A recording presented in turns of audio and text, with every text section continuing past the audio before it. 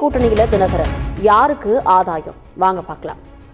அதிமுகவிலிருந்து நீக்கப்பட்ட டிடிவி தினகரன் எடப்பாடி பழனிசாமியை ஒழிக்க வேண்டும் அப்படிங்கிற நோக்கத்திற்காக அமமுக அப்படிங்கிற கட்சியை தொடங்கினார். அதே போல பன்னீர்செல்வமும் அதிமுக தொண்டர்கள் மீட்பு கழகம் அப்படிங்கிற அமைப்பை தொடங்கி நடத்தி வராரு. இவங்க இருவருமே பாஜகவுடன் நெருக்கமாக இருந்தாங்க. ஆனால் இருவரையும் கூட்டணியில் சேர்க்க முடியாது அப்படின்னு எடப்பாடி தொடர்ந்து எதிர்ப்பு தெரிவித்து வந்தார். இதனால் கடும் கோபமடைந்த டிடிவி தினகரன் எடப்பாடியை முதல்வர் வேட்பாளராக ஏற்றுக்கொள்ள மாட்டோம் அப்படின்னு கூறியதோடு மட்டுமல்லாமல் இருவரும் பாஜக அதிமுக கூட்டணியிலிருந்து வெளியே வந்தாங்க. அதே நேரத்தில் இவர்கள் இருவரையும் கூட்டணியில் சேர்க்க பாஜக கடும் முயற்சிகளை மேற்கொண்டுச்சு. துரோகிகளுக்கான நோபல் பரிசு கொடுக்க வேண்டும் அப்படின்னா பழனிசாமிக்கு கொடுக்கலாம் அப்படின்னு டிடிவி தினகரன் கூறினார். இதற்கு எடப்பாடியோ டிடிவி தினகரனை கடுமையாக தாக்குனார். இந்நிலையில் இருவரும் கூட்டணிக்குள்ள வந்தா நன்றா இருக்கும்னு எதிர்பார்த்து கொண்டிருந்த பாஜக டிடிவி தினகரனை எப்படியோ பேசி என்டிஏ கூட்டணிக்குள்ள கொண்டு வந்துருச்சு. இதன் மூலமா பாஜக தான் நினைத்ததை சாதிச்சு விட்டாலும் சொந்த கட்சிக்குள்ள தனக்கான இருப்பை தொலைத்திருக்காரு தினகரன் அப்படின்னு சிலர் சொல்லிட்டு வராங்க. கடந்த 2021 தேர்தலில் 21 தொகுதிகளில் அதிமுக கூட்டணியின் வெற்றி வாய்ப்பை தட்டிவிட்ட அமமுக, அதிலும் குறிப்பா ஒரு குறிப்பிட்ட சமூக வாக்கு வங்கி அதிகம் உள்ள டெல்டா மற்றும் தென் மாவட்டங்களில் அதிமுக கூட்டணிக்கு பெரும் சவாலாக இருந்தது அமமுக.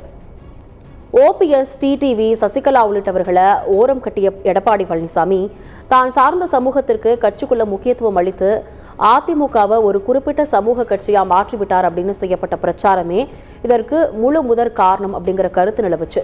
இந்த பின்னணியில ஒரு குறிப்பிட்ட சமூகத்தினரிடம் கணிசமான ஆதரவு பெற்றுள்ள தினகரன் முதல்வர் வேட்பாளரா பழனிசாமியை ஏற்றுக்கொண்டு அதிமுக பாஜக கூட்டணியில சேர்ந்திருப்பது அரசியல்ல பரபரப்பை ஏற்படுத்தியிருக்கு அப்படின்னு சொல்லலாம்.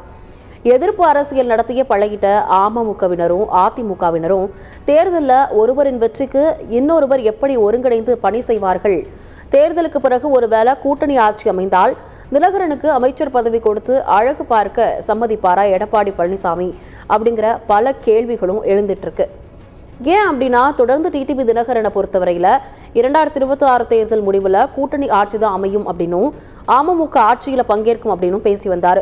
மேலும் கடந்த தேர்தலில் அமமுக 2.3% வாக்குகளை பெற்றதற்கு அந்த கூட்டணியில் இருந்த எஸ்டிபிஐ கட்சியும் ஒரு முக்கியமான காரணம்.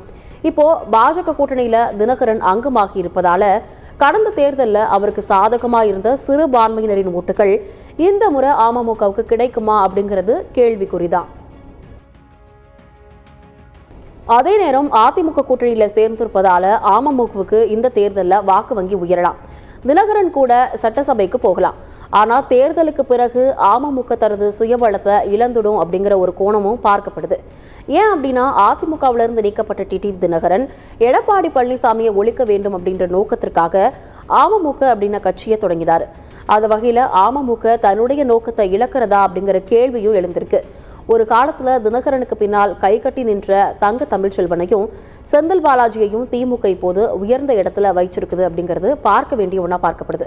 டெல்லியின் அழுத்தம் டிடிவி தினகரனுக்கு இருக்கிறதா இல்லையா அப்படின்னு எங்களுக்கு தெரியாது. கூட்டணி தொடர்பாக தினகரனை பலமுறை தொடர்பு கொள்ள முயற்சித்தோம்.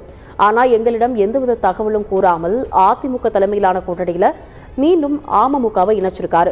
மீண்டும் அதிமுகவுடன் இணைவது ஆபத்தில் முடியும் என்று பல முறை முன்பே தினகரனிடம் தெரிவிச்சிருக்கோம் அப்படின்னும், ஆனால் அவர் தன்னிச்சையா என்டிஏ கூட்டணியில் இணைஞ்சிருக்காரு அப்படின்னு திமுகவில் இணைந்த அமமுகவின் முன்னாள் துணை பொதுச் செயலாளர் மாணிக்கராஜா கூறியிருக்காரு.